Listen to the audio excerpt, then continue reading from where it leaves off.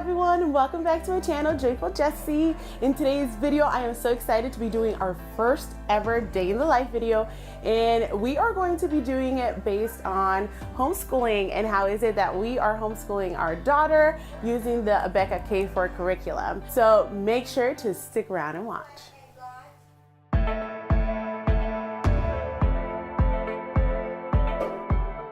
So Noah does have a summer schedule. Usually is one of the first to wake up. After he's done making his bed, cleaning up his room, getting dressed, he will eat his breakfast. Sometimes he doesn't eat his breakfast right away because he doesn't get hungry right away. Hold on, Maymay. That's Maymay downstairs calling me because she wants to do her schooling right now. She's ready and I'm still up here talking. Then he can have his free choice. Which always play Minecraft. Yes, he always decides to play Minecraft. Hey, he did his stuff, he earned it. Usually by 10:30 is when Maymay is also doing like her last class. He'll do his cursive and then we do an outside activity to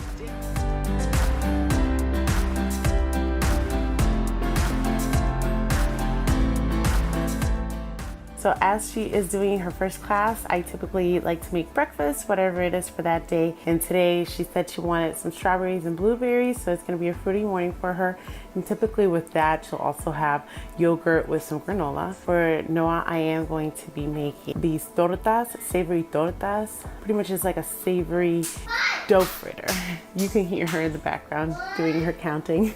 I think they're doing the flashcards. She likes to beat the kids in the video. Like, that's her thing. She's like, yes, I can say it before they can. So while she's in the middle of doing that, I'm prepping up her strawberries, her blueberries, vanilla yogurt with a little side of granola.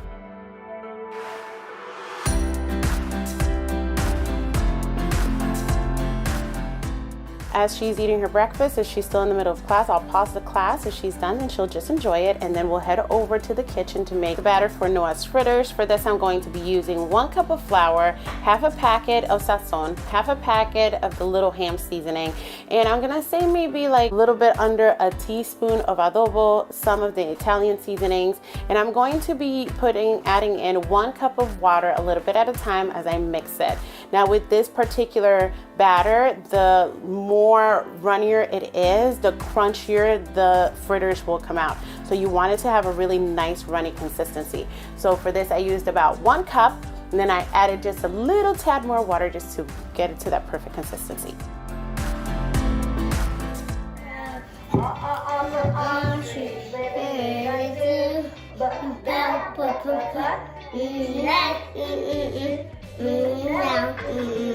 Hi, Mickey Monkey. Hi, Mickey Monkey. Oh, he's listening. He's watching. Look at his eyes. Table 2, you do it. I'm going to let Mrs. Apple jump around. Do you think you could do it? Yes. Try it. And that. And You can do it. Yes. Table 2. Good job. So once the direct instruction is over, I usually pause the video and take over when it comes to the activity that they have to do. So in this particular case, it was writing and it was circling the items that began with that consonant sound.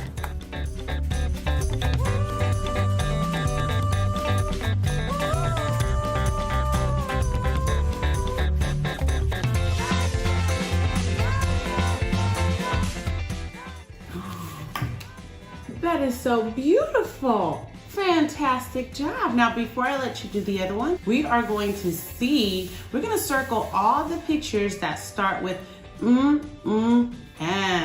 Okay? This. Oh, you already know that one. What's this? Monkey. Yeah. Good job. So does that, do we circle that? Uh-huh.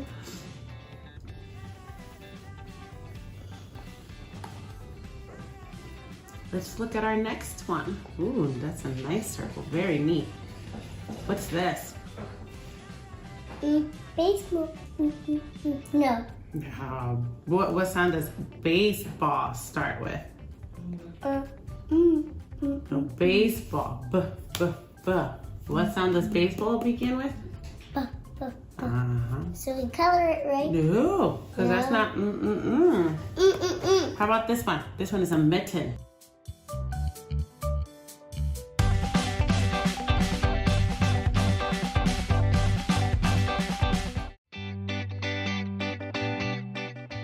Then after this, we'll do a phonics review, and we'll see if we can get a third sticker. Girl, you're accumulating all your stickers from yesterday. You're gonna be all blingy. Where do you want your other sticker for this? Where do you want this at? This one. Here. Alrighty. Let's see how many I have. 1, 2, 3, 4, 5. Yeah, you had yesterday's too. Alright, are you ready for your phonics review? Yeah. Okay. I think I'm gonna do great. I think you are doing great. I think I'm gonna get 2 stickers again. Oh, I bet you are.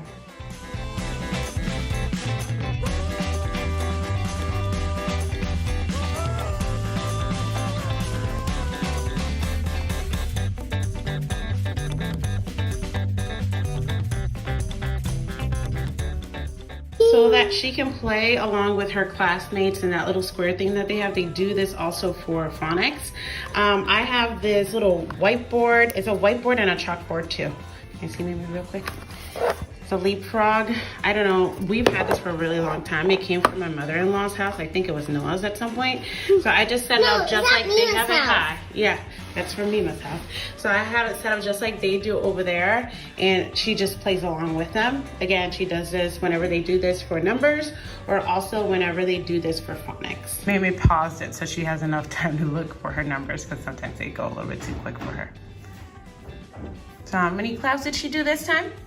5. Yeah, 5. So which one's 5? Nice job. Now let's check our work. Getting faster than I know who's counting in their brain. How many times, boys watching, did I clap my hands? Yes, you know it. Let's see if somebody else knows it here. Yes, you are right, and so were the boys watching. Are you right, Mimi? Little Miss Catherine got number 5. Good job. They did finish her schoolwork, and she did such an awesome job. So I do reward her with I get a lot of stickers. I get 1, 2. She had yesterday's stickers and today's stickers all on her hand, but she does get rewarded with a little bit of iPad time. I've done this setup for the past 3 months, and it has been awesome. I have the DVDs that we haven't used yet right here. I have one of these that I had gotten, I think it was last year, maybe for $3 at Target. And pretty much I have all the books over here. I have her pencil pouch with crayons and the glue and the scissor and the pencil. And then I have her other pencil sharpener there because I don't like her messing with it. She gets a little sharpening happy. I have this little, is a whiteboard slash chalkboard that we use this pretty much daily in her lessons. So I highly advise that you get a whiteboard or something. This one we've had for years. I think it was Noah's at some point when he used to go to his grandmother's house. She does have whiteboard markers for these, but I keep those out of reach from her because if she grabs it and I'm not paying attention, like, see, she already did that with that. So I keep those away over here on my stuff. I keep the teacher manual here, I keep her notebook here as well, and I keep her cursive formation cards here because they're kind of big. So I keep all of this in this location. The crayons here are specifically for school. I let her know all this is out of reach. If she wants to color something else, she'll ask me for the crayons and I'll give her these ones. Then over here, initially this was one of the formats I've used before, and quite frankly, this worked out much better for her than this here at home. If you have multiple kids, then this format might work better for you. What I do use a lot is this. I use this on the top for myself. So I have her flashcards here, her alphabet flashcards here. I'm gonna keep them there. Her number flashcards here. And these are the cards that I'm saying I wanna put on cardstock and laminate. These are the letters when we create those blends. And then here she has her Bible verse memorization cards. And what I do is I'll take one out, I leave it on the fridge, and whenever we come across it, we'll also practice that little, what is it called? Hole puncher right there. And I've already shared with you guys Noah's stuff down here. We haven't really touched this summer because he's starting that here in, oh my goodness, like a week. And then up on top, this is for them to take to their grandma's house when they go. This is the sharpener I use for them. I'll find the link and I'll link it also in the video description. As a classroom teacher, I've spent a lot of money on pencil sharpeners that just go bad. I've had one like this one that the school actually gave us in my classroom for the past 3 years, and it still works. So what I did was I actually went on Amazon and bought the exact same one, and it works really good. Like, see, these pencils are already sharpened, but the one I have at school still works really good, and I've had it for years, so I just went online and bought myself one too. I'll link it on the description below if you're interested and you want to take a shot at it. I have sharpened pencils readily available for them here. And then this has just become kind of like a dumping thing. I have her lessons that we're currently working on, reading for the summer reading program. And we never do the logging part. I always think it's a great idea, and we never get to do it. The library gave it to us, so we started it at first. They did all this stuff, but we read a lot. We read every single day, and we just never log it in. So it's been sitting here for the whole summer. But, you know, some people do really good with that, and that is awesome. But for my family, you know, we just read whenever, and we forget to log it in. But we just use this to keep our laptops for right now. I have Mamie working on the dinner table because she likes to swivel a lot in here, and it's a higher chair, so it's not as comfy for her. So I found the dinner table to work out for her really, really well. We just keep our paper here, our printer. A little bit of background. We started homeschooling our daughter back in January, and it has been a slow progression. When we first started, we ordered it back in October of last year. We all ended up getting COVID. That pushed us back. COVID took about a month to make it through all of us. And then we finally got better and everything went back to normal. Then we caught COVID again. Well, Sean and I didn't, but the kids did. So anyways, long story short, we ended up postponing it. The first day I sat down with her, I tried to do a full day, and I was very unsuccessful. Like, she wasn't used to doing schooling at all, and me trying to do it all at once was kind of like, ugh. And I quickly found that out three classes in that she was like, she was just not paying attention. I decided to take it a little bit at a time. So I started doing one lesson a day. It was during the school year, so I was working. So when I would, after dinner, we would sit down, we would do one lesson, just one lesson. And then on the weekends, Saturday and Sunday, we would just do one lesson in the morning. During spring break, I started upping it up a little bit. When I was here for the week of spring break, I started doing 2 lessons with her. I started moving things around. And at that time, she was in our bedroom because, let me tell you, we tried doing school with the living room TV. That didn't work. We tried doing it in her room, and she just wanted to play with her toys. So the best option for us at the time, we moved the TV into our room and put Noah's old PlayStation on it, and that was the most effective thing for her at the time. Then when I started ordering Noah's stuff, his laptop came in. I started trying it with her. I was like, you know what? Let me see how good is this laptop, because I bought it used. Let me, test it out with her before August comes and he has to do this. And that was a game changer. She was so focused.